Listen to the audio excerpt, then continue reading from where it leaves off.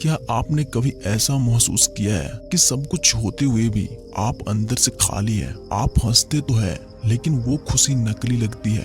रात को सोते समय दिल में एक अजीब सा दर्द होता है। अगर हाँ, तो आज की यह कहानी सिर्फ कहानी नहीं, यह एक सच्चाई है जो आपकी सोच बदल सकती है। यह कहानी है एक दुखी इंसान की।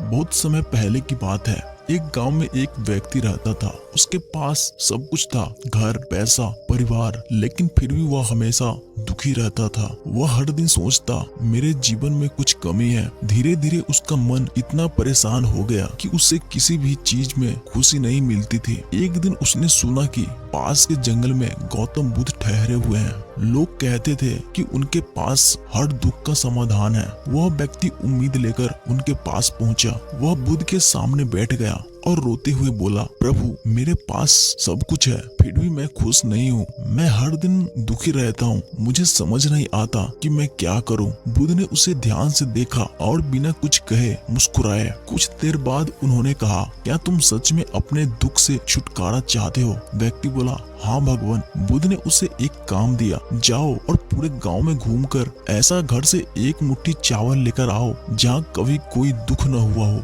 वह व्यक्ति तुरंत निकल पड़ा। पहले घर गया, वहाँ से जवाब मिला, हमारे घर में बीमारी आई थी। दूसरा घर गया, वहाँ से भी जवाब आया, हमने अपने किसी को धोखा दिया। तीसरा घर गया, वहाँ से भी जवाब आया, हम कर्ज में डूबे हैं। ऐसा करते करते वह पूरे गांव में घूम गया, लेकिन उसे एक भी ऐसा घर नहीं मिला जहाँ दुख न हो। थका हुआ वह वापस बुद्ध के पास आया। उसकी आंखों में आंसू नहीं थे, बल्कि एक नई समझ थी। वह बोला, प्रभु, इस दुनिया में कोई भी ऐसा नहीं है जिसके जीवन में दुख न हो। बुद्ध मुस्कुराए और बोले, यही जीवन की सच्चाई है। दुख हर किसी के जीवन में है, लेकिन जो इसे समझ लेता है वह दुख से ऊपर उठ जाता है। तुम अपने दुख को सबसे बड़ा मानते थे, इसलिए तुम सबसे ज्यादा दुखी थे। बुद्ध ने आगे कहा, दुख को खत्म नहीं किया जा सकता, लेकिन उसे समझा जा सकता है। और जब तुम उसे स्वीकार कर लेते हो तो वह तुम्हें परेशान करना बंद कर देता है। अब वह व्यक्ति पूरी तरह बदल चुका था। उसके पास वही जीवन था, लेकिन उसकी सोच बदल गई थी